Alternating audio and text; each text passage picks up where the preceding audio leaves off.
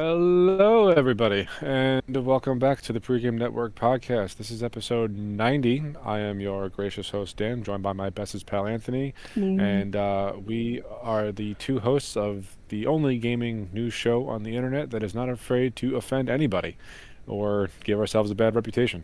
And all that kind of uh, stuff. yeah.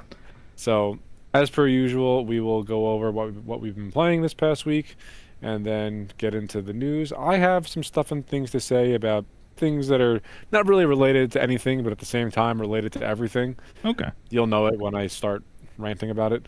Hmm. So, on that note, Anthony, what have you been playing this week?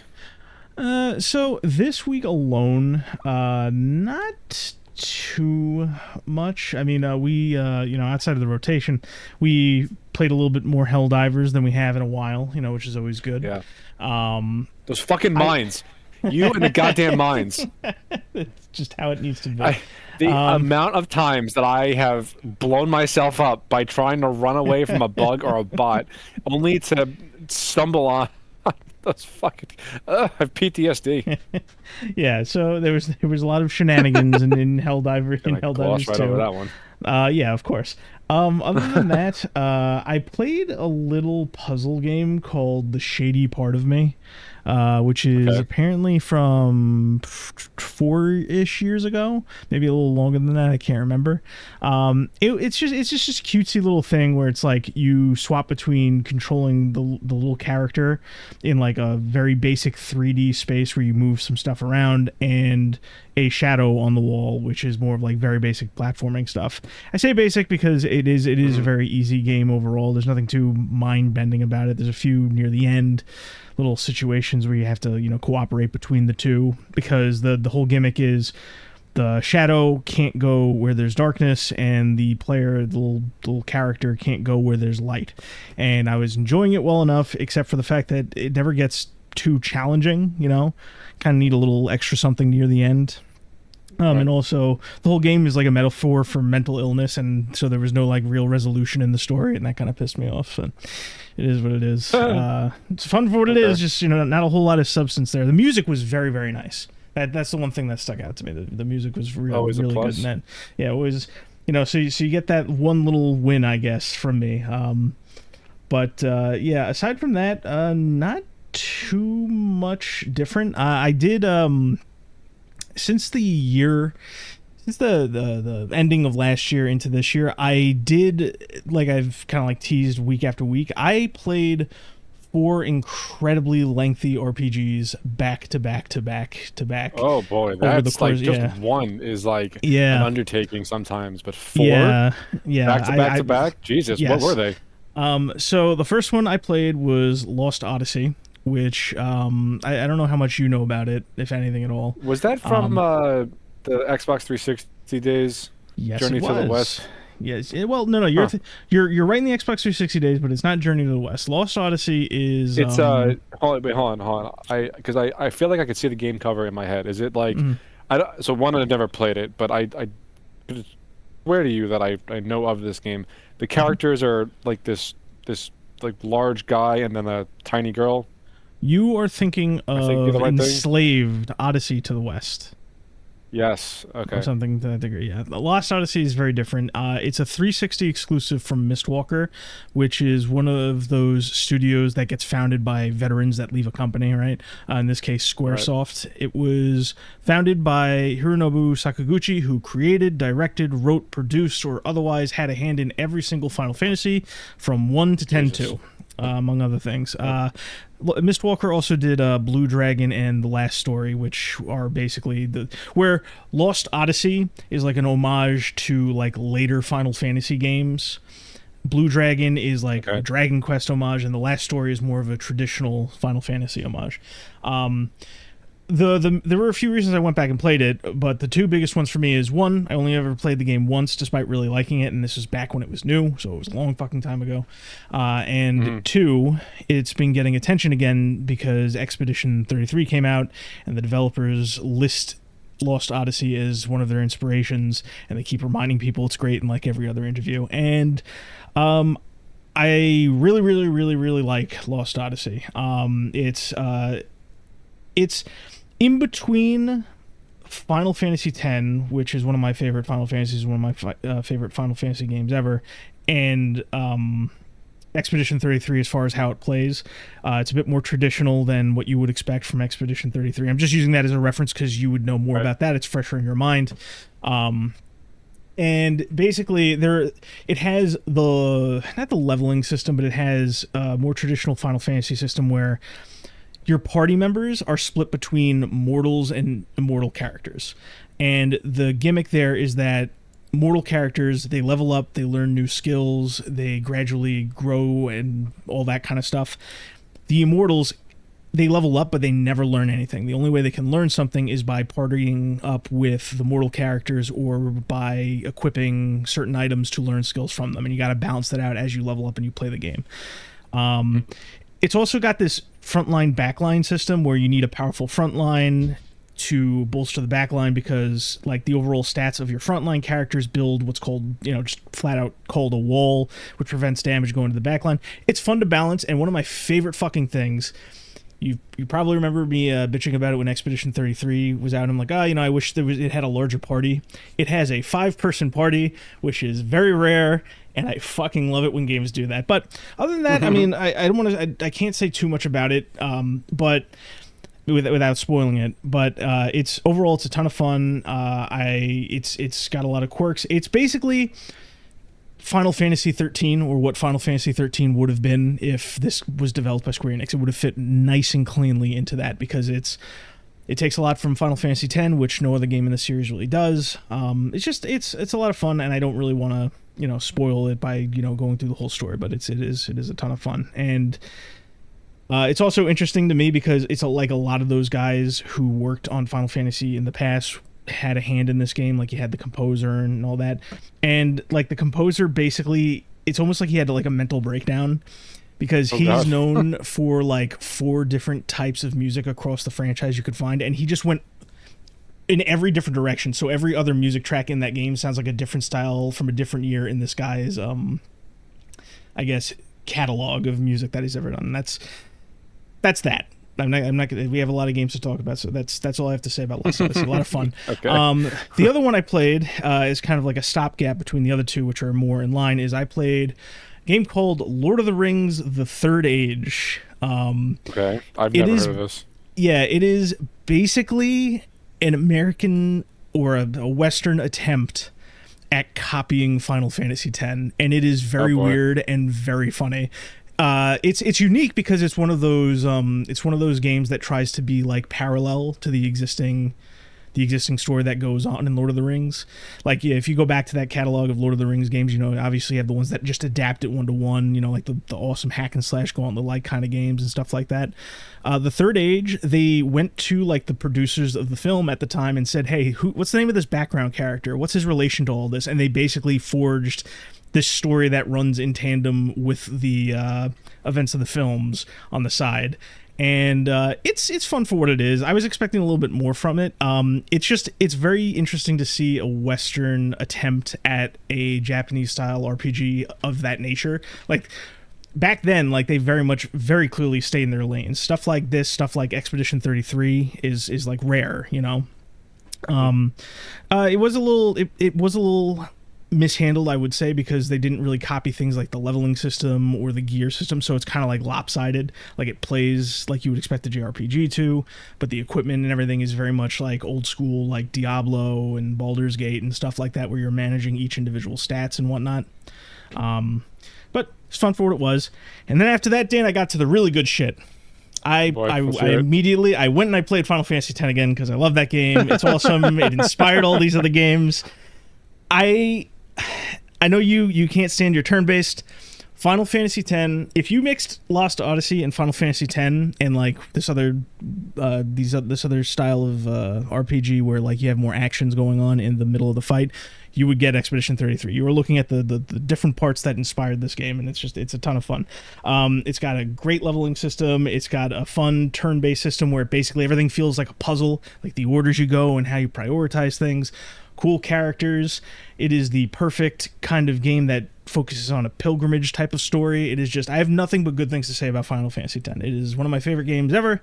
It was a good palate cleanser off of like something that, like Lost Odyssey and the Third Age were both very, foreign just for how long they've been. But Final Fantasy X is always a good, cozy comfort I can go back to, and it is one of the best games ever made.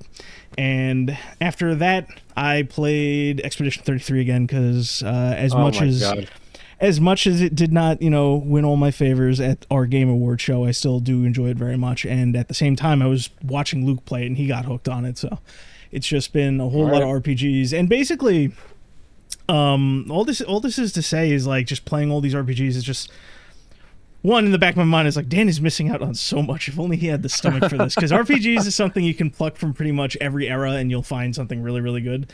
But man, it was a fucking whirlwind, and it was particularly nice to play the older ones just because they are quality experience, and it's something different to get locked in to, because building all the different skills and focusing the stats just right. I always like playing my RPGs where it's just like I go as long as I can without upgrading or updating anything, and then like when I hit a wall, dump everything into whatever you want. Exactly. When I hit a wall, I'm just like, look at all these resources I've accrued, and I go on a power trip for a couple hours because of all the shit I've stacked, and it's a good time. I fucking love RPGs. I am a god.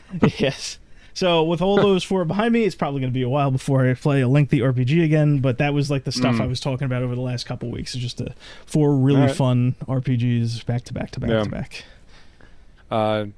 Yeah, Dan, that's a lot of like really thick, juicy content to do, yes, like indeed. one after another. Yeah. So I give you credit for that. As far as I go, the general rotation. I've been playing more Darktide lately. I've really been getting into the newest class, the Hive Scum. So I went back and I replayed all of Batman Arkham Asylum, just because why did I do that? Because I finished Spider-Man and I was like, we had this talk we 2 talked weeks a little ago. bit about this, like a week or two ago, where we were basically talking about us getting into Asylum and getting ready to play City again. Yeah, so I played through all of Arkham Asylum, and it really goes to show like how much, like what a foundation Rocksteady made with that game, that pretty much any superhero game after it kind of follows the same formula in some degree, but going back to that game, it still looks phenomenal, like even in 2026. And this game came out, what was it, 2010? 2009? I think when we looked it up, I think we found it was 2010. Yeah, a game from 16 years ago still looks like $1 million now. It just goes to show what the art style and just what talented developers can do. Exactly. Those are the two key things.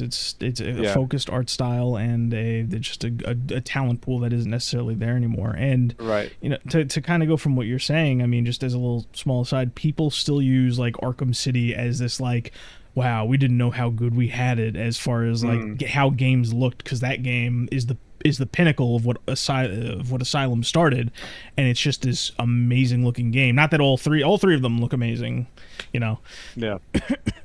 So I played through all of Arkham Asylum, and then I went back and I finally beat Metal Eden. Do you remember that game? Yes, I do. So after beating it, since you started it, right?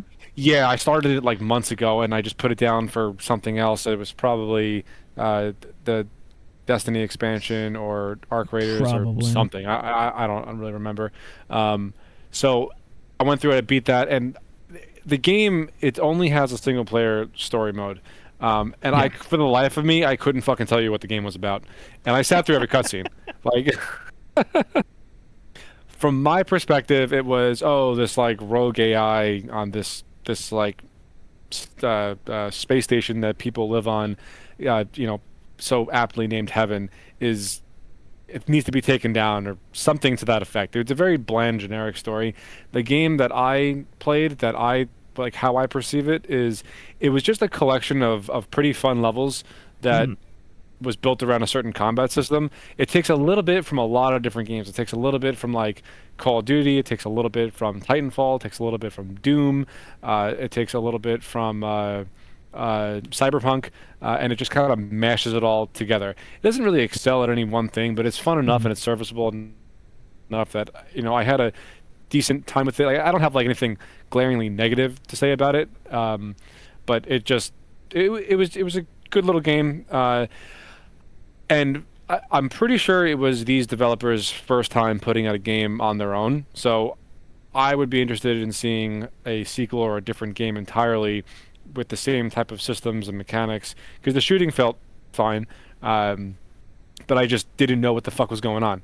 Uh, so I went through and I beat that, and then I started Arkham City because I can't not play Arkham Asylum and then not play City and then Night after. Like I plan on Yeah. playing City, Arkham Knight after I beat the City. But so just to like leapfrog off of what you just said about Arkham City, holy shit, it's a stroke of genius. That whole game is just masterful. It's probably in my top 5 open world games of all time.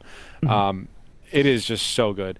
And then you could tell like the when the devs were making this, they clearly saw certain things that weren't to their liking in Arkham Asylum, and they updated it in Arkham City. Like the biggest thing that sticks out of me is when you're doing a takedown after you have like the certain combo modifier, it is like 2.5 times faster in Arkham City than it was in Arkham Asylum, and Yeah. it just allows you to like keep the flow of combat going much more effectively. So I'm only how far into it am I? I mean, 3 hours. So I'm 3 hours in, but everything about it is just fantastic. Voice acting, art style, graphics, the world, how the open world itself works. It's just after I started playing it again, I was quickly reminded as to why it was one of my favorite games of all time. Uh, so I am looking forward to playing through that, and then moving on to Arkham Knight. And then I actually find it pretty funny. Like Arkham Asylum is like 8 or 10 gigs. Arkham City is like 18, which is fair. And then I checked Arkham Knight just for the hell of it. It's like 80.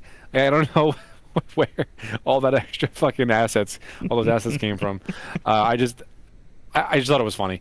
Yeah. So that is pretty much what I've been playing. A little bit, just stroll down memory lane and like getting into my backlog a little bit this week. Um, I've just kind of been trying to play a bunch of different types of games as of late. I haven't touched Destiny in, oh God, long time.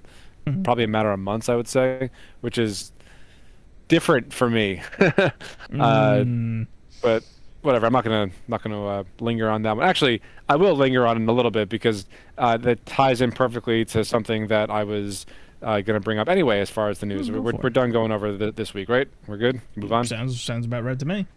Okay, so first of all, Marathon has been confirmed to be launching on March 5th.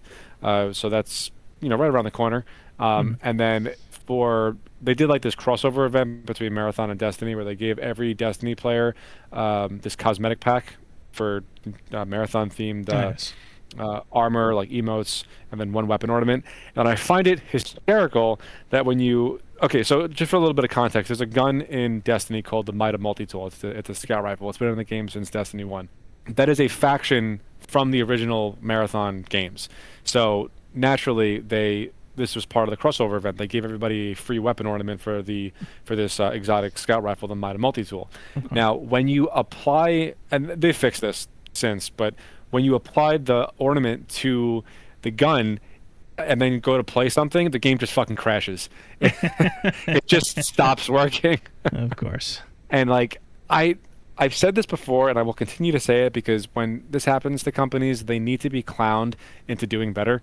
I have never seen another game studio that has just made miss after miss after miss, whether it's the content that they put out or a blog post or just like design decisions for a game. It's been like pretty embarrassing to watch, to be honest with you, especially coming from somebody who was so into Destiny at one point in time. Mhm. And furthermore, they delayed the next major Destiny update for the game, like the next content update, in lieu of the Marathon launch date. So the Destiny content update was supposed to launch on March 5th. As I just mentioned, Marathon is launching March 5th. Now, not technically, you would think these games, or I think these games, have two completely different audiences. I don't think that was necessary. As if they needed to garner more bad will from the community. Like, let's move back the launch date of the next Yeah. content pack.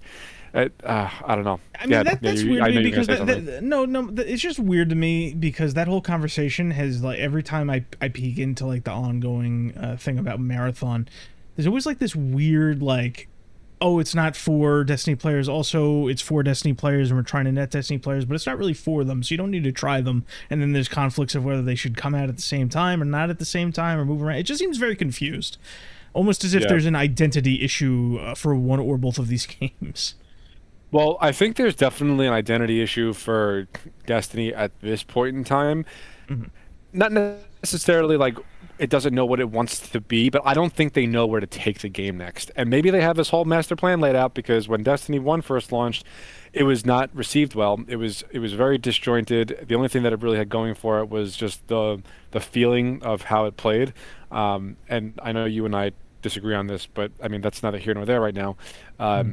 That was like the one thing that the game had going for it, and the community stuck with it, and it turned into like this behemoth uh, uh, in the gaming industry. Maybe not so much now, but for a solid, multi-year run. But I think that now, I don't think that they know where exactly they want to take Destiny, and every direction that they start on, it just kind of blows up in their face. So Yeah. I don't really want to talk about Destiny for much more. It came up because of the marathon launch date. So Yeah, of uh, course. yeah, we can move on. Fair enough. Yeah, let's see what else we got. So Far Cry 3 Blood Dragon, and Far Cry Primal all got a 60 FPS update for some reason. I'm assuming this was exclusive to consoles because you can obviously do that on PC, Of course. since the beginning. Yeah. I don't know. It's not really anything huge. I just thought it was worth mentioning. They're It's a neat touching these little like thing. decade-old games. Yeah, and Far Cry 3 is up there in like my top open world games of all time. I really enjoyed Far Cry 3, Mhm. and by osmosis, Blood Dragon. I thought Blood Dragon was a lot of fun too. I never played Primal though. Uh, I haven't played Primal either. I've seen it. It's just I just remember the whole controversy, or not controversy, but like something that people noticed like slightly after. It's just like, oh, they like basically recycled the world, or the map is very similar, just turned on its side or something, and it's just like it was kind of a big nothing. It's almost like a weird okay. experiment, like that I would normally appreciate if it wasn't just again the Far Cry 3 formula, just with a different skin on top of it. There's nothing wrong with having like a caveman game. I don't have no shade, but it's like if you're using Yeah. the same system that the entire franchise is using, it's like, are you really doing it justice? It basically Yeah. like, and when I think about it, like that Avatar game they did, kind of, it's kind of like just Far Cry Primal, but with extra steps. You know? Yeah. I don't know. I don't feel qualified to talk about it because I haven't played Yeah, it. that's fair. That's fair. But I mean, like, Far Cry as a IP, that's been its thing. Would drop you into like this exotic setting, and then the game takes place in this setting. That's like been the whole thing of Far Cry. The only thing that we haven't had, as to my knowledge at least, is like an urban setting, like something in a big city. I mean, I guess you could technically say, the hard line that was to Battlefield for Far Cry. yeah, We didn't have yeah, anything like that. yep. Uh, Yeah, that might be one of the few settings they have not done yet. But then at that point, like, I feel like there are other games that do the same thing. it really depends on how they do it. It could, and I know I'm talking about fucking Far Cry like this, but it could be interesting. But if they were to ever like go with an urban setting, they would do like some fucking post-apocalyptic shit, and that's been done to death. Even in fucking, They did that they would already. basically They did that with New Dawn. well, but did what it- I'm saying is like they would do like that's why I'm saying, like you're saying, like, oh, they did that already. I'm like, yeah, they kind of did, but they would basically do what the Division 2 did or the Division 1 did, and it's just like, no, there's got to be an interesting way to do Far Cry in an urban setting without just sending the world into chaos and shit. There's got to be a way Yeah. to do it, like some kind of martial law kind of thing or something. I don't know. This is a hypothetical of a hypothetical that they wouldn't even consider, even if they were considering it. So. Yeah, I know.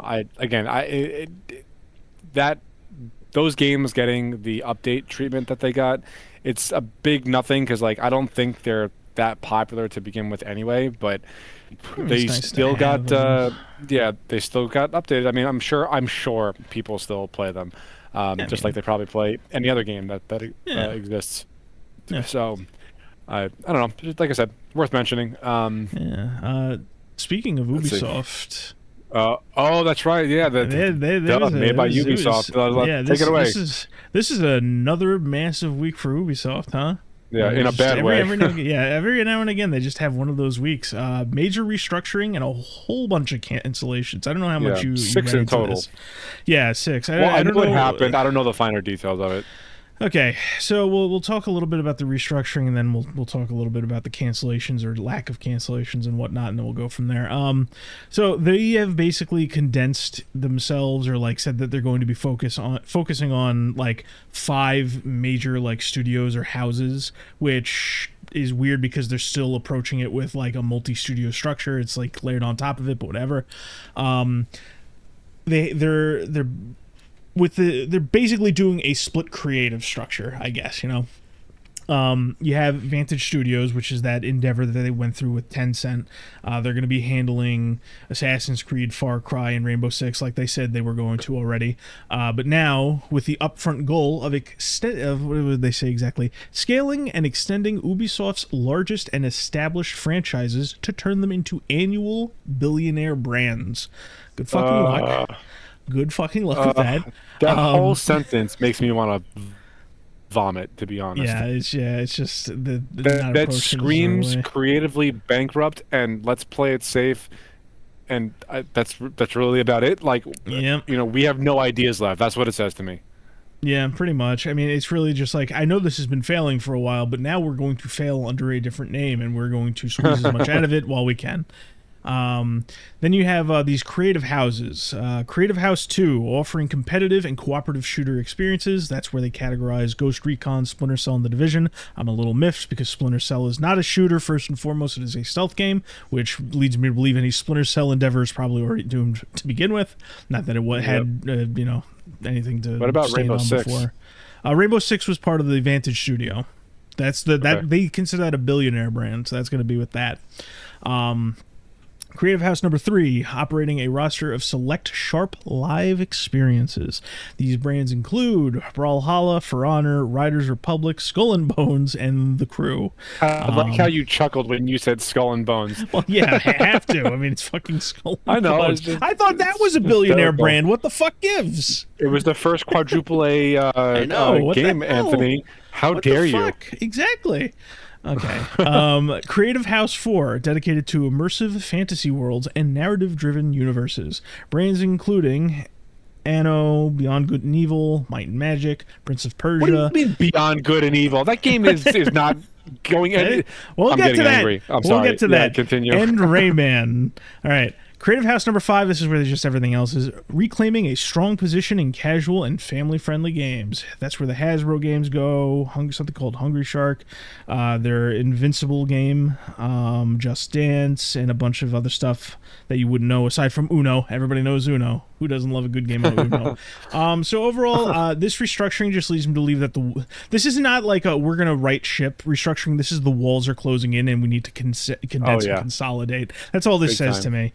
Based on how they're wording these things, they've learned pretty much next to nothing. This is just another shakeup, which is warranted from all the things that are happening.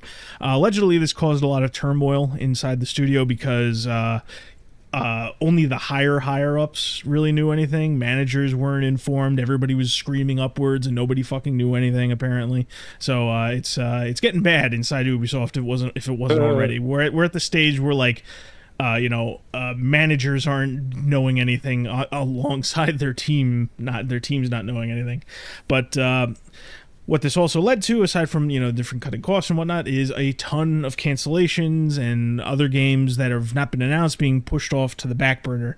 And the big names everyone are talking about, and if you have anything else that you want to add, you feel free to, but the 4 big ones that stuck out to me are Prince of Persia, the Sands of Time remake, which was canceled, the Assassin's Creed Black Flag remake, which people seem convinced might be in jeopardy because it's still not announced and we're getting close to the rumored release date. Watch Dogs as a series, which is apparently just done, according to insiders again, and Beyond Good and Evil 2, which was hard confirmed to still be in development. I call bullshit. I'm sorry. There's no way. Listen, between they flat out said it. That is like the one hard confirm that we have mixed in with all the stuff like the cancellation of the Prince of Persia remake.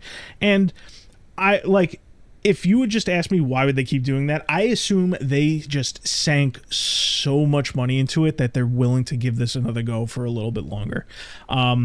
We've had reports, different people who've said that they've seen behind closed doors accounts of it. And if you remember way back when, I'm sure we've talked about it at least once, maybe even recently, it sounds kind of familiar. Do you remember that one, like, showing they had where it was just like this massive sprawling city and like they were like flying above it and there wasn't much else going on? Okay. I know exactly what you're talking about. Yep. People have claimed, and Ubisoft is one of those companies that like puts leaks out there to like kind of, you know, shape the narrative, but people are claiming that that was running in real time. You had one guy come out and say, like, when I saw this, I knew it was a PlayStation 6 game, not PlayStation 4, not PlayStation 5, PlayStation 6, because of what he saw in that demo, which could mean anything. So, I mean, we'll see. I mean, it is, I mean, if I was Ubisoft and I was trying, or if I was trying to get in the head of Ubisoft and I was thinking about what this is, I look at it a couple ways. It is one of the few brands they have that isn't like just full on tarnished, right? Like Prince of Persia has been through the ringer. Rainbow Six has been through the ringer. Assassin's Creed has been through the ringer. Each one of those properties has either had multiple failures, multiple cancellations, a complete identity upheaval, you know. Meanwhile, Beyond Good and Evil 2, the worst thing you can say about it is that it was announced way too early and it's still nowhere to be seen, you know? So, I mean, that's like the low bar that they need. I'm willing to believe it, you know?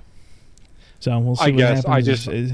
I don't want to consider myself jaded or anything, but I just think that Ubisoft has been in such a bad way for such a long time at this point. I just don't believe anything they say. Yeah. Alongside with several other companies.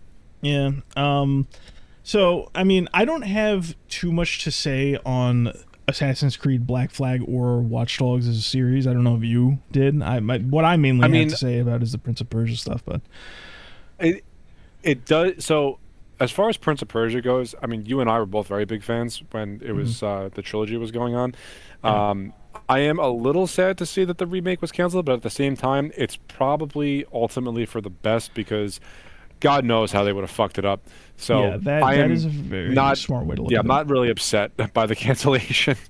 As far as Assassin's Creed goes, I was kind of looking forward to Black Flag only for the reason of I haven't played an Assassin's Creed game in a very long time because they took that franchise in a direction that I just thought was completely unnecessary, and I just didn't want to play like another borderline looter shooter RPG with like a bunch of stats and min-maxing and everything. That was not Assassin's Creed to me. Yeah. So I just basically walked away from the franchise. Black Flag was actually the last one that I played, and I liked it a lot. And I definitely wouldn't use the word excited, but I was interested to see them do a remake of Black Flag because I would have played it. I would have. Well, I mean, it isn't hard confirmed to be gone yet, but it is allegedly in jeopardy, so we'll see what happens. As far as Watch Dogs is concerned, I mean that series basically stood no chance after the first one. It's like they never recovered from, I guess like the first grievous misstep, which is like Ubisoft is known for. It's like the E3 to actual product. You know, just degradation where it's just like false advertising, essentially. Remember that when that whole thing. When Watch Dogs 1 came out, I actually liked it a lot. I thought it was a very interesting alternative to like the GTA formula. Yeah. I liked it. And then Watch Dogs 2 came out. Was it just called Watch Dogs 2, or was it was Watch Dogs Legion the third one? Legion is the third one. Am I messing that up? Okay, so they announced Watch Dogs 2. I remember watching the trailer and was so I was so off-put by the cast of characters that I had zero interest in it, and I just didn't touch it. Yeah, that's fair. I mean, the end. Yeah, I mean, I'm kind of in the same boat. I enjoyed Watch Dogs 1. It fell short in quite a few ways. It wasn't really the full experience I was interested in. It almost had like an LA noir kind of problem where it's just like you have this big open world and not a whole lot to do in it, you know? But I enjoyed Aiden. I enjoyed his story. I enjoyed the angle that they were pursuing. Watch Dogs 2 was kind of obnoxious in a lot of ways, and Legion was just like throwing shit at a wall hoping it sticks with the whole gimmick of, oh, you can recruit and control multiple people, which is something you could try. It's just, it didn't really add anything. It wasn't really that great. You just ended up having to jump and try and do different recruitment options. And basically, when you like, if you were doing a mission and you were, you didn't have the right kind of agent, you were just shit out of luck. And it also took away like the one enjoyable thing I thought about at least Watch Dogs 1, where it's just like the story and the character, so it was just like overall that series was rudderless by the end. And it's like On Ice is good, I would prefer that over some new cheap version, I guess. Maybe try something again in 10 years. I don't fucking know if Ubisoft's even going to be around in 10 years. We'll see what happens. Yeah, good point. But yeah, so the big one for me was obviously the Prince of Persia Sands of Time remake. And what you said about it is very smart, because people are really, really dumb with how they're talking about this. You have people lamenting like, "Oh, it could have been great. It could have been awesome. I missed this game. It could have. I played it as a kid." I mean, blah, look at blah, Ubisoft's blah. track record.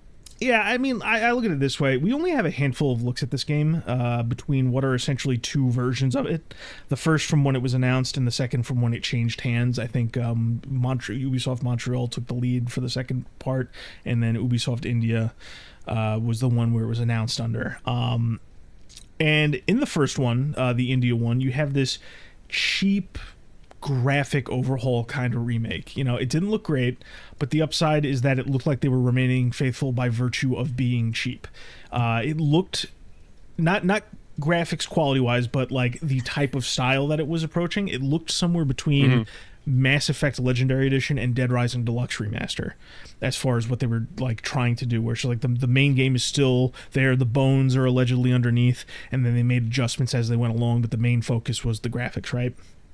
And the second version, when they said like, "Oh, this shit isn't working," and Montreal got their hands on it, is when they started doing like, they didn't seem to improve much. Like there've only been really leaks of this Montreal version of the remake, and all the leaks basically said to me is like, they added a few like side places you could go to, and they drastically changed how the main characters looked, the exact kind of thing you would expect from a modern day remake. They went from like cheap knockoff versions of the original to like completely different characters, their races were different and all that kind of shit. I'm just like, I don't understand what I'm looking at. And it didn't look promising in either way, because like from the leaked footage for both games, it's just like, this thing was a disaster from start to finish. Like, people are saying like, "Oh, it was 90% complete, they should have just crossed the finish line." I'm like, I'm thrilled with the fact that this thing got canceled. But my overall guess as to what happened was this. I think Ubisoft India, which I mentioned before, and you may remember them as the ones behind Absolutely Nothing, took the lead on this fucking thing. And real quick, I think it's technically Ubisoft Pune or Pune or whatever the fuck the city is in India that I don't know or care about. They released nothing of note under their name. I think if you go to their website, like, they're cheering on like the release of the Prince of Persia like roguelike game, because they were like the fifth developer on that, so where they did supplementary work. It's basically whatever off-brand developer that was wrangled into making the year's Call of Duty. It's like they were celebrating that, and that's the only thing I fucking saw on there. They did more work when they were just a subsidiary or like a contract worker, and nothing fancy there. So I'm just gonna keep calling them fucking Ubisoft India. All right, I don't give a shit. And now that this is coming to mind, when I looked this up, they've apparently been around for a while, like as the company as a whole under different names. But like at the event where they announced the Prince of Persia remake, they were also making a big deal about Ubisoft India, like this was like the first thing they've ever done, and now I'm just not clear on that, because I remember this event distinctly spending more time talking about this new branch in India, right? And I remember this like 40-something-year-old woman chicken pecking at her keyboard, and I had no hope immediately. But anyway, in this first development phase under Ubisoft India, cheap new paint job. They are restrained in what they are changing simply because they aren't really capable of doing it, and the budget was probably very low on this initially. That's where you get the weird-looking but somewhat accurate models of Prince and Farah. It's where you get like most of the stuff is the same. The cutscenes are almost one-to-one with minor adaptations. The voice actors are mostly the same. I me and you, we love the game, but I wouldn't say I'm an expert in the ins and outs. Like, I sit down, I could play it, I could remember a lot about it, but like things like fine tuning, like, oh, is this line the exact same take they used the first time? I'm not there. So it could have been they just reused the audio or they got the voice actors back. I couldn't tell you. So that development carries on for however long.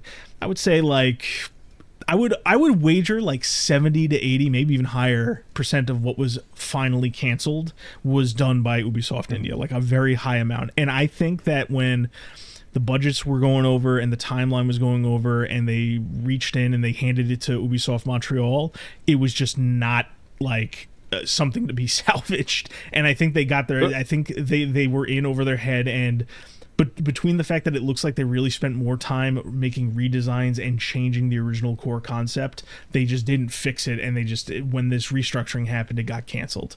I think that's what we're going to end up seeing what happened. I know that there's been a few people on the team that are doing AMAs or whatever, and they're talking about what happened behind the scenes, and I'm just like, I don't give a fuck.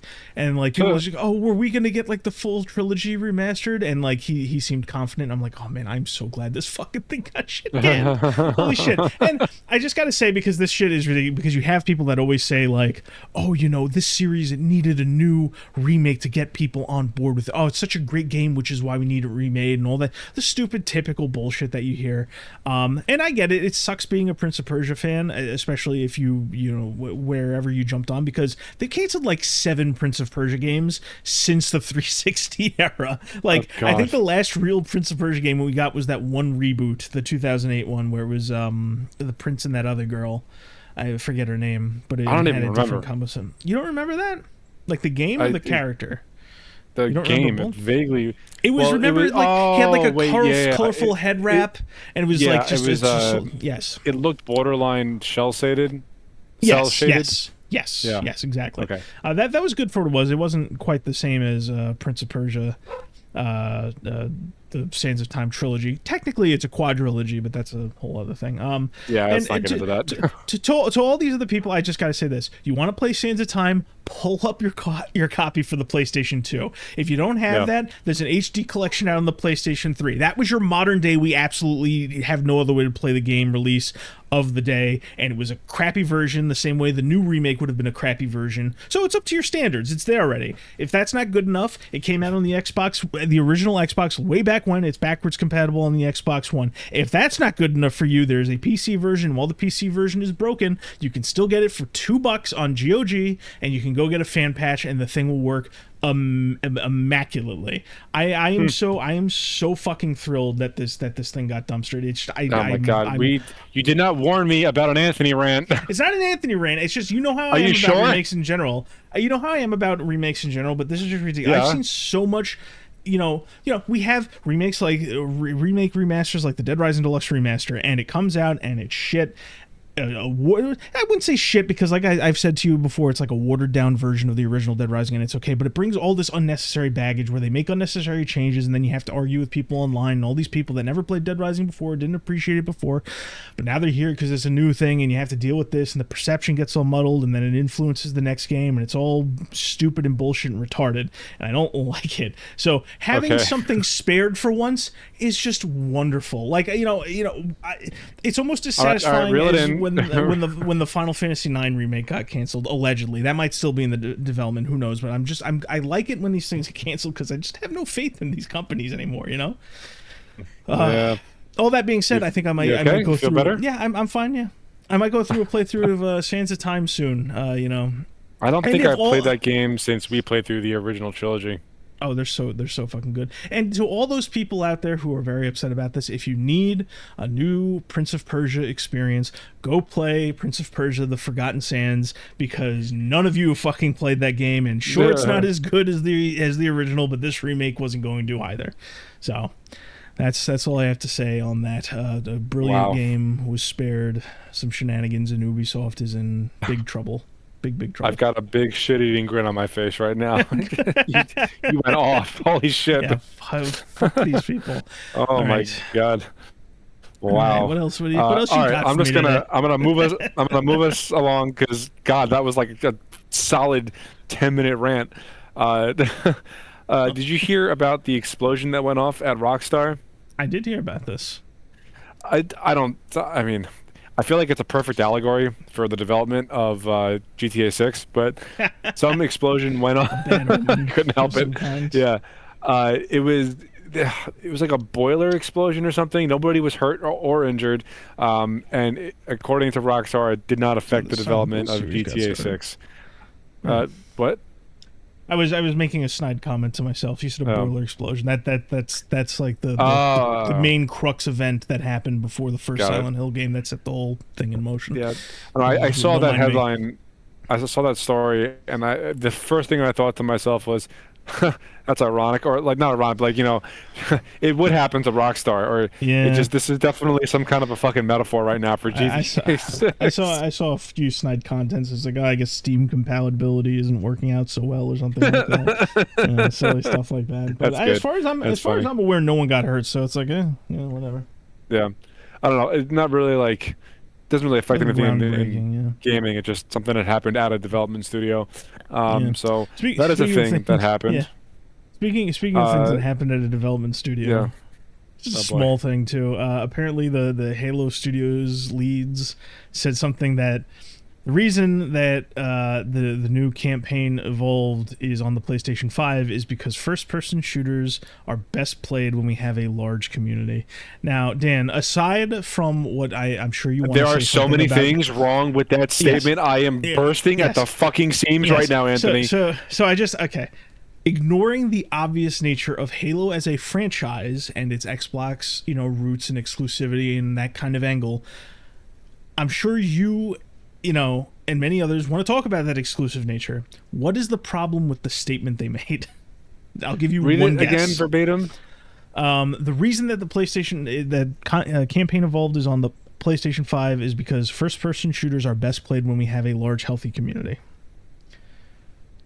What the problem with that statement is? I mean, where the fuck do I begin? It's please, we're making this game, please buy it. Like, that's what I hear when a statement like that is made. That's a fair assessment. There are a lot of things wrong with that, but the biggest thing, I'm just like, there's no multiplayer. What do you mean? Who cares about how big the fucking that was gonna be is? That was gonna be the second thing. Yes, you say that, and I'm like, are we talking about the same game? You're remastering Combat Evolved Campaign. Evolved. Yeah. What? Dog, what are you talking about? Yeah. So what is wrong with these people, Anthony? It's just they open their mouth and just marketing speak, just like it's like a sludge that just comes out of their mouth. It's like a soft serve ice cream dispenser, but not ice cream. It's just shit. There you go. Oh my god, fucking Christ! It completely derailed me. What was I going to say next? What are you gonna say? Okay. Okay. So I put down here that I had a little bit to rant about this AI bubble going on, and it doesn't really have anything much to do with like gaming directly, aside from like this whole RAM thing going on and like hardware shortages overall, and them putting different shit in game, like all that stuff we know already. I did a little bit of research over the past week as far as like what exactly the AI bubble is, like where it's going, what the problem with it is. Like, I kind of went down the rabbit hole a little bit. And I put AI Bubble Rant here because when I learned like what is actually going on, or at least what I have, like the information that I have access to that could shape and form my opinion about all this stuff, I'm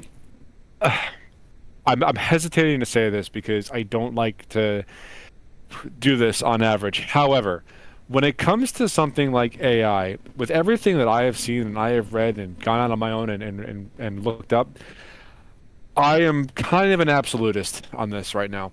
At least right now. I am not married to this opinion. This is just the opinion that I have landed on right now. I think that AI is a bad idea. I think it is a giant waste of everybody's time and money. And I think we would be better off without it, as of right now. There's a lot of different things to unpack there, and I don't want to spend the rest of the episode talking about it because we're already 50 minutes in. So I'm going to try to cherry pick certain things that I've researched that has led me to this opinion. Okay, so and this is not exactly going to go like down the route of gaming, mind you. This is just something that I had to get out. This is the only platform that I have. I don't use Facebook. I don't use any social media really. Like, this is what I got. So, so and there's nobody else that I know that really knows about any of this shit other than you. So you're getting the brunt of it. I'm sorry. Do you know how they are funding all of this? All of the like the compute and the data centers and the chips and like all this shit. Do you know how it's being funded? I know a little bit about it, and I mean, there's multiple answers to that question. So what angle I'm just are you going to go pursuing? over. I'm just going to go over the broad strokes because one, we don't have the time to really get into the finer details. Once you lead into what you want to talk about, I will know what you're talking about. It's just there's multiple. You could say like, Okay. oh, you know, private investors. You could say the government's propping it up. You could say they're just all buying from each other. There's different ways you could say it. So it's whichever one. So the way that I looked into it, or what I have found when I looked into it, is that they're all buying from each other. Yes. Now, the biggest player in the AI space is OpenAI. They have like a revenue of like 80 billion, I want to say. I don't have the numbers in front of me, which is why I don't want to go too deep into this because we could talk about this for quite a long time. I do not like Sam Altman as a CEO. I don't like him as a person. I think he is a greedy motherfucker that is just in it for his own skin. And he has somehow been making deals with Oracle, NVIDIA, Microsoft, and I'm sure there are other companies. Those are the big three that come to mind right now. He's been signing these like multi-billion-dollar deals to buy the data centers themselves, buy the chips, and keep on doing that. But like you just said, they're all buying from each other. So Microsoft invests like 30 billion into OpenAI, and then OpenAI takes that 30 billion and buys all the chips from NVIDIA, and then like the circle jerk of NVIDIA like giving the fucking not profits, but like giving more chips back to OpenAI. Like, it's all the same money. Where is it all fucking coming from? Like, I don't understand how we have gotten to this point and how like whistleblowers have not come forward just on the basis of financial fraud. Not to mention like the ethical quandary that we find ourselves in with developing like AGI, but what is going on here? And then you're telling me that that like I can't buy 64 gigs of RAM for like under $800 because these motherfucking companies keep on buying up all the chips from the money that they got from the next guy that they're just giving to the next guy on the assembly line, and then rinse and repeat all over again. What the fuck? By the way, OpenAI is not profitable. They have 80 billion in revenue. They are not profitable. Yeah. They are only what's the word I'm looking for? They're only like tracking to be profitable by like 2030 or something like that. And that's if things head in the direction. That's if things go smoothly. So how the fuck are these investors letting Sam Altman remain as CEO of OpenAI if he just keeps on losing them billions of dollars year over year? I don't understand where this is going. And like this is just the insanity of how they are paying for everything. This isn't even going into why I think AI is just bad to begin with right now. And I don't want to stretch this out too long, so I'll just move on to that now. Yeah, I mean, yeah. To answer your question real quick, the reason he's getting away with so much of it is because he was one of the first big names in there, and as part of OpenAI, like he was basically in a position where everybody else got kicked out or left, and he took it from an open source thing to he screwed a lot of people on the way. I'm not saying like he earned that position. I'm saying the reason he's there is because these companies don't understand. It's just a technology they want to buy into, so he's the figurehead that they go to. In that case. Fine. It's the technology they want to buy into, sure, but money is still fucking money. You're still losing billions and billions of dollars month over month, year over year. Like any CEO would have been fired like years ago if they were losing this volume of capital. It makes my fucking head hurt, and it makes me angry all at the same time. And to get into a little bit of like the ethical bit of this, why I arrived at like the absolutist opinion of I think it's a bad idea, like full stop. I have agreed with you in the past of having AI do like very menial tasks just to like make the workflow go smoother and faster, Mm. I'm still okay with that. Don't get me wrong. I still stand behind that opinion. The reason why I have arrived at like all or nothing with this is because I think that the I hesitate to say the human race, but I think that the people at the top, or at the very least the overwhelming vast majority of individuals at the top that are in control of it, cannot help themselves as far as the greed goes. I don't think that if any of them employed AI to do these menial tasks that take nothing away from anybody, that just make all the work go smoother and faster, I don't think it would ever stop there. I think it would keep on going, and they would keep on trying to replace any human being that they possibly could, just in the name of saving a buck. And you can make your argument for or against that. That is fine. My point is that I don't think there are any brakes on this car. I think it keeps on going right up until it drives right off the fucking cliff. And until I see something that changes my opinion, I think that is what is happening here. And I'm not like a businessman. I'm not like into the stock market. Like, I'm not like this super well-read individual. I would say, and I think you would agree with this, I am smarter than the average schmuck. So. And if I want to like research something just to get a better idea of how it works, I'm going to do that. I'm going to at least have a better grasp of that thing prior to looking it up. I think that, and not to mention, Sony recently filed a patent for software within the PlayStation that will just be able to play games for you. Not saying that's going to come to market or anything, but they filed a patent for it. Yeah, that's another example of different companies racing for that, because I think I mentioned a few weeks ago NVIDIA is also doing something like that, and it's just like I don't think that AI is good at all. You look at the research for like brain development in children who are using ChatGPT in like elementary, middle, and high school, and it is markedly lower than like when you and I were in school, let's say, which is like one generation removed. It's not that much time. And so, just to like some anecdotal evidence, my brother-in-law is a teacher. He teaches in a public school. He sees this shit happening in real time and like can see the decay of these kids' minds of like, they just lack critical thinking skills. They lack any kind of conviction in any sort of opinion they have. They need to run it through ChatGPT to tell you what they think about it. And like, you know, you can keep on going on and on with these examples. I think my point is across at this time. But I think we're better off of just pulling the plug entirely and going back to the way things were done before than we are moving forward here. And I say this because AI takes away from everything that it touches, from the natural resources to the electricity to the products, to a person's livelihood and everything in between. I've gotten to a point where I feel like I have seen enough to be secure and stable in that opinion. And I don't know what was going to change my mind, but it's not going to be Sam fucking Altman. I can tell you that much. So, yeah, I put AI Bubble Rant in the news chat. I guess I'm done, but it is really bothering me at this point because, like, it is affecting everything that I see it touch right now, and I just don't like it.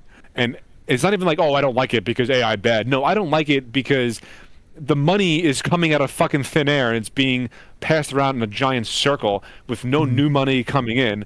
It's taking away from every natural resource that any data center is in. It's taking away from the products that I want to buy. It's making my games worse. It's making kids' lives it's making kids' minds dumber. So I'm just gonna stop there because I'm just gonna keep on going around in circles. But that is my AI bubble rant. It's fucking pissing me off.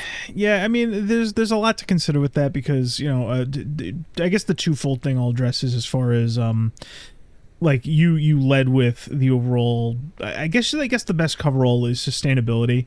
At the current trajectory and at like the way things are, it isn't, short of like big breakthroughs or sudden changes. It isn't looking like it's going to be sustainable for too long, if that makes any sense.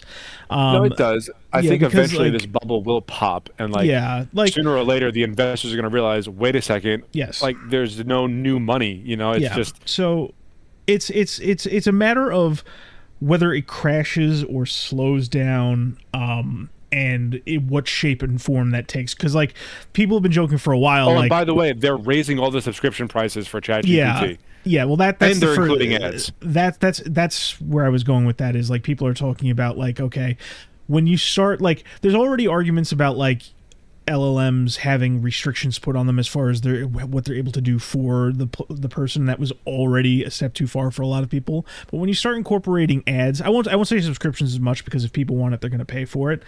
Yeah. But, like, the ad aspect of it is, like, I think that's going to break the illusion for a lot of people. But basically where I'm going with this is, like, at a certain point, short of major breakthroughs in technology, which are few and far between, there's a lot of plateaus in the space, especially, when you look at the different forms of media that AI can work with. There's no putting it back in the box, I guess. Right. That there's no genie back in the bottle. Pandora's box has been opened with this. LLMs aren't really going to go anywhere, but the next time it slows down, or when it finally crashes or pops or any of this, that's when humans will get back to the business of seeing, like, how this works and how this fits. And I look at it this way, like, a lot of this needs to be handled, or, I mean, we weren't great about this, but I think about, like, tablets as an example, right? New technology comes out, it's a lot more convenient than, like, a traditional tablet computer or a laptop, or a laptop or a desktop computer, right? You can move around with them, but similar to what we talked about is, like, these tablet computers are much more simplified than the core hardware of, like, a computer, and that led to a lot of the same pitfalls where, like people who use them weren't necessarily getting any smarter. They weren't learning as they were going. You put a young kid in front of a computer, they might learn something because of the barrier of entry. Put a young kid in front of a tablet, they're not going to learn as much, and it's been shown that they're not as technologically literate as the people who grew up on computers or the precursors and all that kind of stuff. Yeah. And humans have had to handle that at one point or the other. I still see a lot of parents just plop their kids down in front of tablets, and I really do think that inhibits them in a similar fashion to, you mentioned, it's in schools. Kids are, like, lacking critical thinking. There it's a bit more aggressive because, like, you just feed an AI anything, they're going to crank out an answer for you. And basically what this is all to say is it's not really sustainable. It won't remain sustainable until some major breakthrough. The whole circular financing thing has its breaking point, especially as there's limited gains. As we as humans adapt to this technology, you're going to see people, it falls out of fashion, but it's never going away, I guess. And right. From there, it's as we handle everything else, it's going to be on a case-to-case basis, So the last thing that I'll say about AI, which was, I forgot this before, but I think it's actually really important. Mm-hmm. I don't think that you can truly have an unbiased system. Like, the people that are programming the plethora of different AI models out there, Mm-hmm. they're still human beings, right? They still have biases, they still have opinions, they still have political leanings, whatever have you.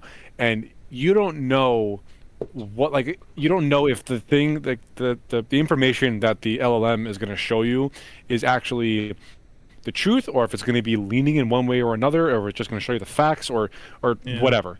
And I think that's another, like, really, really big issue that warrants a giant, like, public forum, because that's not fair to anybody. Yeah, I said that a while ago, and there's parts of this I haven't said before. There are parts that I've said before, but I think I said to you, like, a couple weeks ago, where it's just like, oh, when I use AI, blah blah blah, and I mentioned, like, if it's a topic where you're doing research and you're not well versed in it, you're going to be at the mercy of a machine. Like, when I'm learning something new, I don't go to the AI and just take it at face value, because you can't trust it.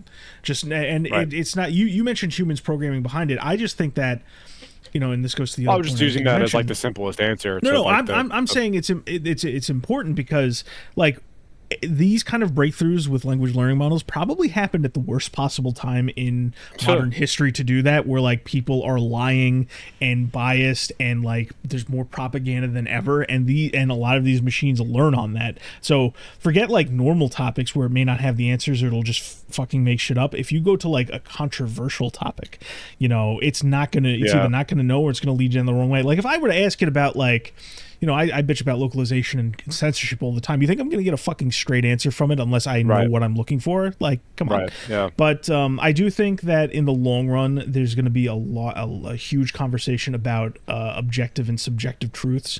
And I think that these models are going to settle into certain things much more easily. I always harp on text generation just from the sheer factor of giving it data and getting lists back out of it based on data that you trained yourself, the data you have and can follow through, and it convenience things like that. And I don't know, there's a lot to discuss because there's a lot of unknowns, but yeah, I don't know. I needed to rant about that because when the deeper and deeper I got into the subject, like the more against it I was becoming.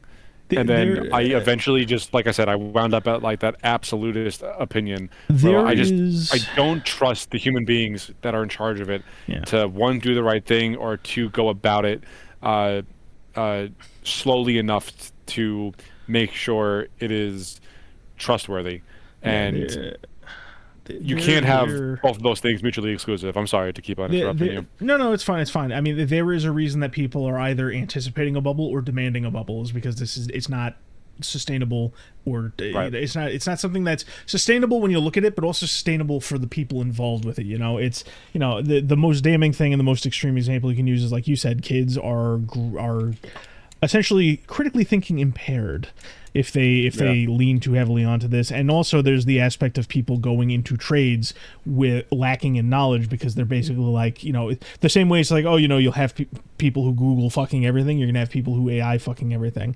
And it's already happening. AI is good for a lot of things, but it does not hold a candle, not yet anyway, to the knowledge of somebody who's been in fields for 5, 10, 15, 20 years and on. And even then, you will always have that stopgap between human and, the interface. Even with all the talk of like, putting the shit in your brain and whatnot, that shit we're not going to need to worry about. We'll be fucking dust by that time. But, overall, I mean, it's my whole thing is like, I don't get as angry as you do necessarily. I don't get doom and gloom about it. I just get frustrated with people because at the end of the day, all the bullshit we talk about, we're still dealing with asinine people making asinine decisions, and it's just, you just want to slam a couple heads together like fucking knock it off, Yeah, so that was my rant about AI. Like, I'm sick of it at this point, but let's Hey, hold on, one last thing. AI investors out there, I am willing to shut my mouth on the topic if you replace localizers altogether.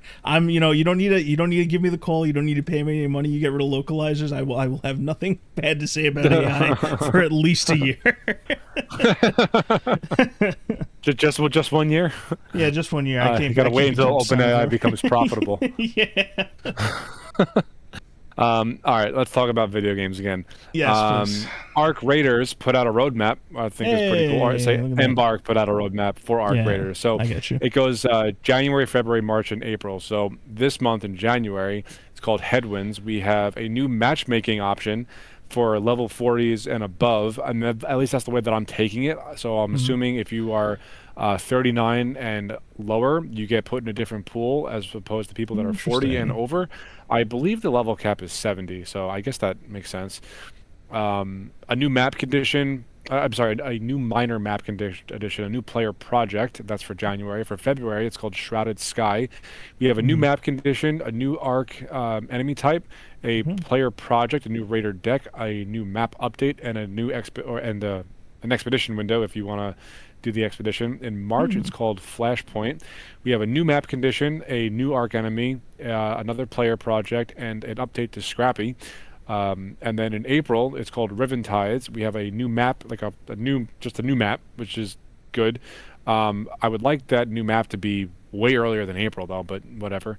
A new large arc enemy, a new map condition, and then another expedition window. So looks like they have a good amount of stuff planned. And then at the bottom of the roadmap, it says as well as new quests, new feats, trials, and events, new gameplay items, new cosmetics, quality of life updates, and more.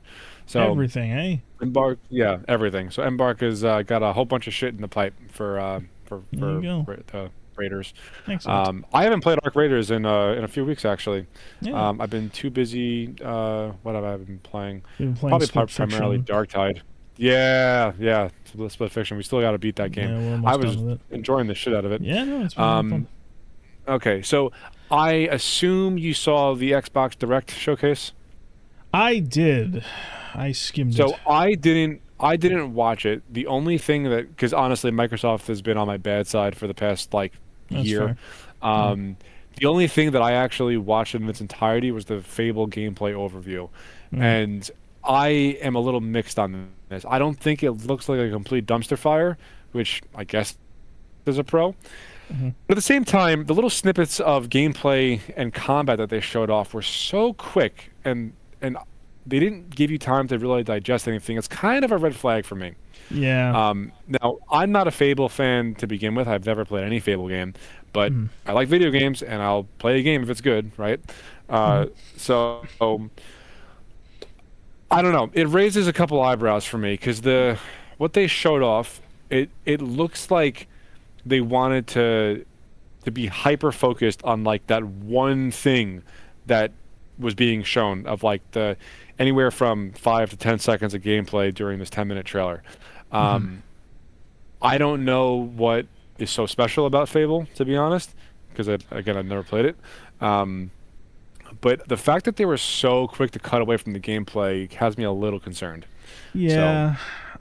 So I mean, my experience with Fable isn't too grand myself. The first one was one of those games I had on a USB drive with me whenever I would go to that networking class back in high school. So that was on rotation back then for me for a little bit. I'm pretty sure I beat it. Fable 2, I was really interested in because it was co-op and I would watch Harrison play it all the time. I got to it way later, and I don't think I finished Fable 2. And then I watched Harrison play Fable 3, and I don't know. It's one of those classic franchises of its time that like isn't like, it doesn't do gangbusters, I guess, you know. It's not phenomenal or amazing, but it's niche. Although and the way has people its talk audience. about it, you'd think it did. Because it's got a following. It's got a decent following. I'm just saying it was never like a massive, you know, I would put it a tier below like Mass Effect as far as, you know, its overall pull, I would say. And, you know, there's, you know, people have been talking about it, and I kind of roll my eyes because I don't want to say the same things that everybody's fucking talking about to sell me on the game. But, you know, it had a very unique style of humor. It was very British, which is what a lot of people are. I've never heard people call a game British more than I have in the last week, because all the, you know how I bitched about you the other day about like, oh, everybody has that marketing tool out there. So now everybody's saying, oh, look how British the game is. The same way in Resident Evil 9, there's like, look how scared Grace is. It's like, are you trying to sell me the game, or did you just like did the check clear and like you're just a fucking bot now? But it's got unique humor. It's got, you know, a cartoonish kind of thing, which they've kind of, you know, kicked to the curb.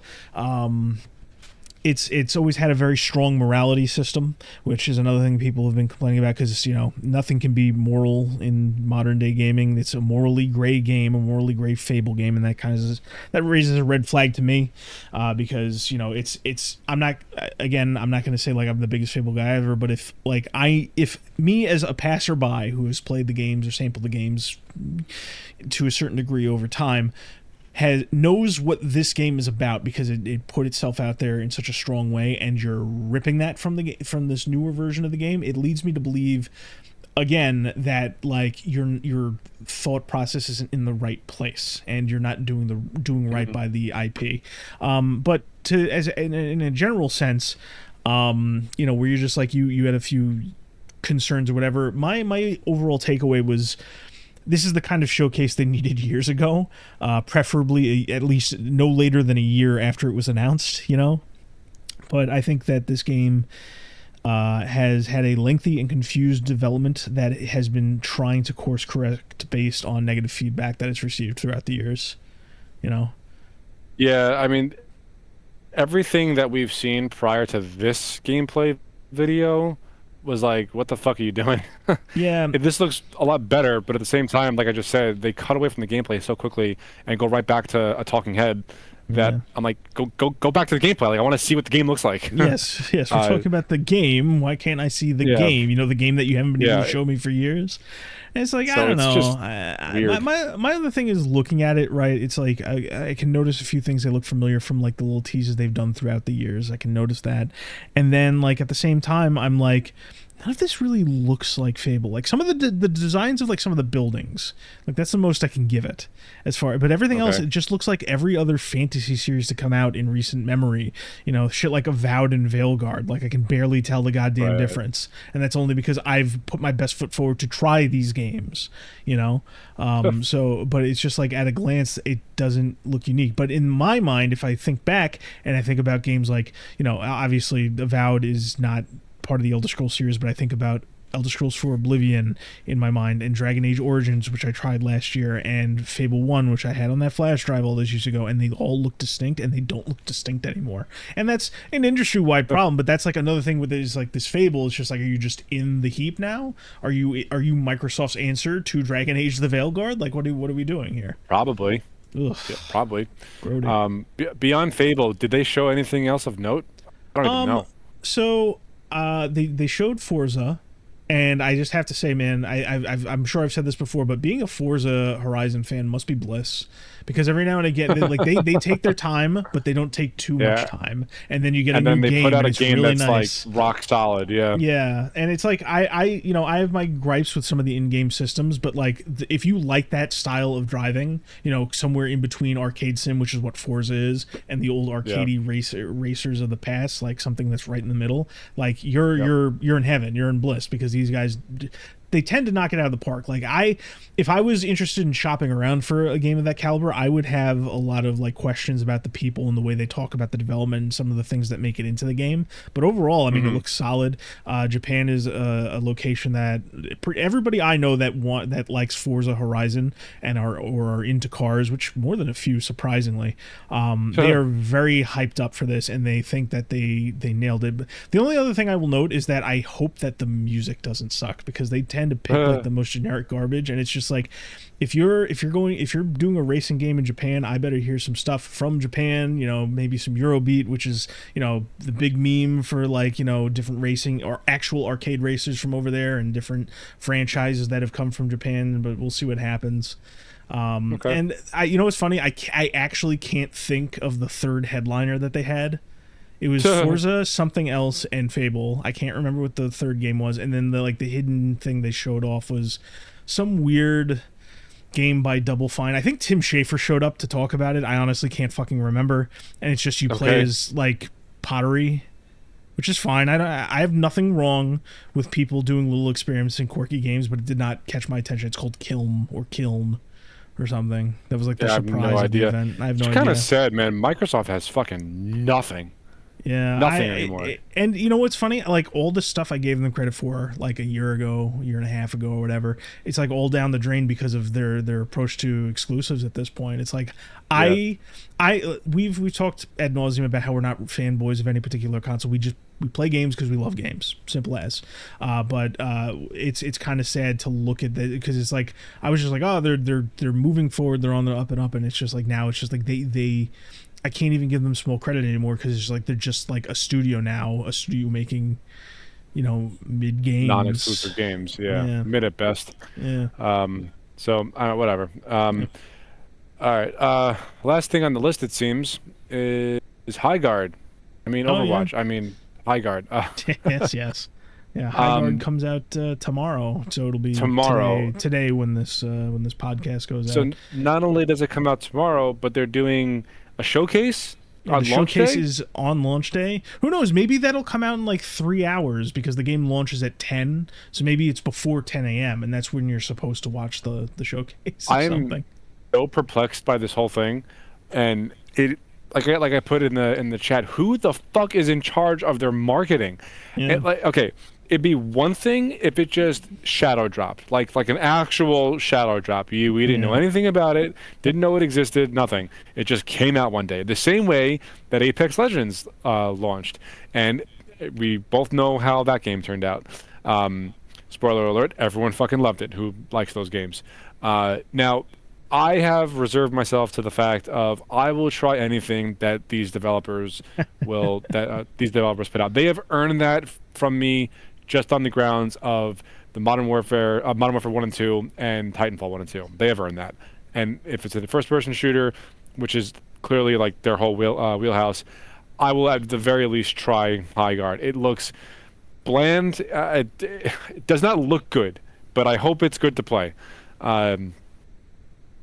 I don't really know what else to say about it. Like, we've not really seen anything. It was one trailer. They went radio silent for over a month, and now it launches tomorrow, and they're doing a showcase for it. It is so weird. It's so weird. I don't know how to feel about it. Yeah, I don't have much to say. I guess we won't really have anything to feel about it until 12 hours from now, ish. Yeah. Do we know who owns Wildlight, which is the development studio? Not a clue. All right, well, keep talking. I'm gonna look that up. Yeah, I mean, there's not much to say because they haven't really gave us anything. I think I saw like a new teaser of something I've never seen, but no raw gameplay. Different content creators have allegedly been flown out to play the game. Maybe I don't know. There's been a lot of memes about it's like finally the Minecraft killer, like because they don't know how to fucking talk about this or place it. You know, so it's like I don't know, man. I just do not know. So they're independent, and they're fully independent. They're not owned by any like big parent company. They are owned by its founders, who are CEO Dusty Welch, studio head Chad Grenier, and design director Jason McCord. Mm-hmm. So I don't know any of those names, but Okay. yeah, so they're independent, and yeah, I'm on their website right now. It is fucking bare bones. Yeah. It is bare bones. It should have just been a shadow drop. Let's see. Leadership. So Dusty Welch, he's the CEO. He had a hand in making Apex, Guitar Hero, COD, and Titanfall. Chad Grenier, he's the founder, or co-founder, I guess, and studio head / game director. He helped make Apex Legends, Titanfall 1 and 2, Modern Warfare 1 and 2. I like how in it says OG in parentheses next to Modern Warfare 1 and 2, and he also helped make Call of Duty 1 and 2. Jason McCord, same resume, although he also helped make World at War and Call of Duty 2 Big Red 1, which is my favorite CODs ever. Alicia Aluni, she is the head of studio culture and operations, helped make Apex, Jedi Fallen Order, Titanfall 2, and Medal of Honor Above and Beyond. Mm-hmm. And Jason Torfin, he's the VP product and publishing, Apex Legends, Overwatch, Infinite Warfare, Modern Warfare Remastered, Black Ops 3, and Skylanders. Interesting resume. And there's a lot of devs from the people who made the OG Modern Warfare trilogy and Titanfall. Mm-hmm. So this should be interesting. Yeah, I'm not going to list all of them. The number one guy that I actually know his name is Mohammed Alavi. Okay. Do you know that name? No. I remember seeing him a lot in interviews and like gameplay overviews for Modern Warfare 1, 2, and Titanfall 1 and 2. So okay. Yeah. So a lot of people here. This looks like almost the entire Titanfall team, actually. A lot of these like employee profiles, almost all of them have either Apex or Titanfall. So I say again, I will try anything that these guys make. Okay. So we'll see. I mean, I hope it doesn't suck, but we'll see how it goes. And a couple, and more than a few people who made Destiny 2. Interesting. Yeah. Anyway, that is all I have. I wish I had more to say about Highguard because I love their previous games. There's literally nothing to say. Maybe it was a big marketing ploy. Maybe it was a marketing Maybe. stunt to get them I mean, because publicity. we've talked about it more Oh, often oh, than they've had oh. anything to do. Apparently, they did not pay for the final trailer spot at the Yeah, Game Awards. we talked about Alleg that. Yeah, it's Did allegedly we? Jeff. Yeah, we did. Yes. That's Allegedly, how he just liked it so listeners much he talk put about it it. there. Yeah. Yeah. But anywho, that's all I got. If you got anything, I mean, now's the time. I've only got like a small thing. I mean, we have a few other things, but that All can right. wait till next week. Just random. I was cruising around as I want to do when I'm not writing scripts or playing games and whatnot, right? And I saw a snippet from an interview with Christoph Gans, and I'm sure I've mentioned him once, but you do not remember who he is, probably, right? I know the name, but because Yeah. of you, so He enlighten he me. he was the director, and I think he wrote the original Silent Hill film. And he is Oh yeah. also the directing and writing, or at least directing, the latest Silent Hill film, Return to Silent Hill, which is an adaptation of Silent Hill 2. And the highlight, the snippet from this interview, is that he was receiving death threats. And my only thought was, that bad, huh? Because the thing about death threats online, as it pertains to media and adaptations like this, is they do happen, as is the nature with online public life, and they should be taken seriously.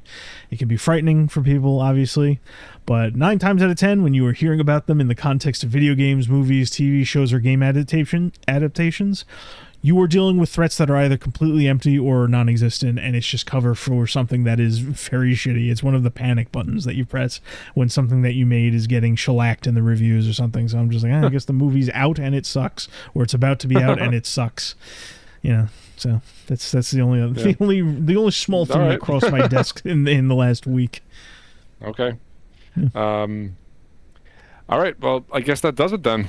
Yeah, We will see how Highguard does tomorrow. I'm off tomorrow night, so we'll be playing it. I guess we could play a few rounds. See, Yeah. dude, I can't even describe to you how much I hope this game doesn't suck. We can play a few rounds unless we're completely blown away, and then in which case we're gonna be playing more than a few rounds. Oh yeah. Yeah. All right. Yeah. Well, on that note, if you've made it this far, thank you. This is episode 90 of the Pre-Game Network podcast. Anthony and I will be back next week to tell you how good or bad Highguard is, Yeah. and go over any other news that we may have missed or anything else that pops up. So, Of course. on that note, thank you for listening, and we will talk to everybody next week. All right. Bye bye. Bye bye.